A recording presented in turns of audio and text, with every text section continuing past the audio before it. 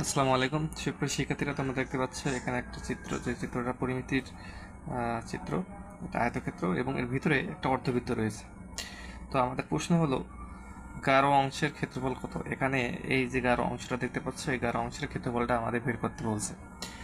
তো যেহেতু এটা একটা আয়তক্ষেত্র এবং ভিতরে একটা অর্ধবৃত্ত রয়েছে, তো আমরা গাঢ় অংশের ক্ষেত্রফল বের করার জন্য আমরা পুরোটার ক্ষেত্রফল বের করবো, মানে পুরো আয়তক্ষেত্রের ক্ষেত্রফল বের করবো এবং অর্ধবৃত্তের ক্ষেত্রফল বের করবো।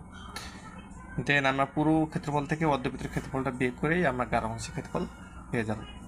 তো আমরা দেখি অঙ্কটা কীভাবে করেছি।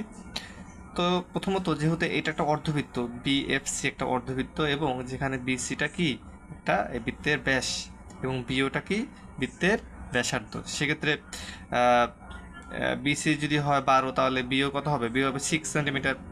তো সেক্ষেত্রে আমাদের ক্ষেত্রফল কী হবে?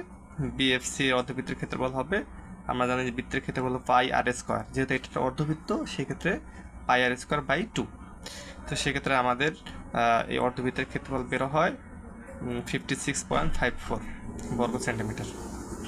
তো এখন আমরা এই পুরোটার ক্ষেত্রফল বের করবো। তো আমরা জানি আয়তক্ষেত্রের ক্ষেত্রফলের সূত্র হলো দৈর্ঘ্য গুণ প্রস্থ। তো দৈর্ঘ্য দেওয়া আছে 12, প্রস্থ আছে 10। তাহলে আমাদের ক্ষেত্রফলের সূত্র হবে কি? এবিসিডি আয়তক্ষেত্রের ক্ষেত্রফল হবে দৈর্ঘ্য গুণ প্রস্থ। তো তাহলে কত হয়? 12 গুণ 10 সমান সমান 120 বর্গ সেন্টিমিটার। তো এখন আমরা পুরো ক্ষেত্রফলটা হলো আয়তক্ষেত্রের ক্ষেত্রফল পাইছি আমরা 120 এবং অর্ধবৃত্তের ক্ষেত্রফল পাইছি আমরা 56.54। তো আমরা এই পুরোটা থেকে এটা বাদ দিয়ে দেবো, মানে 120 থেকে 56.54 বাদ দিলে আমরা গাঢ় অংশের ক্ষেত্রফল পেয়ে যাব। তো অতএব আমাদের গাঢ় অংশের ক্ষেত্রফল কত? 63.45 বর্গ সেন্টিমিটার। তাহলে এটা হলো আমাদের উত্তর। তো এই ধরনের অঙ্ক বিশেষ করে যারা এসএসসি দেবে তাদের পরিমিতি চ্যাপ্টারে 16.1, 2, 3, 4 এই ধরনের অঙ্ক পাওয়া যায় এবং চাকরি পরীক্ষার ক্ষেত্রেও এই ধরনের অঙ্ক খুব কাজে দেয়। আশা করি তোমরা বুঝতে পেরেছো। আমার চ্যানেলটি অবশ্যই সাবস্ক্রাইব করে রাখবা এবং ফলো দিয়ে রাখবা।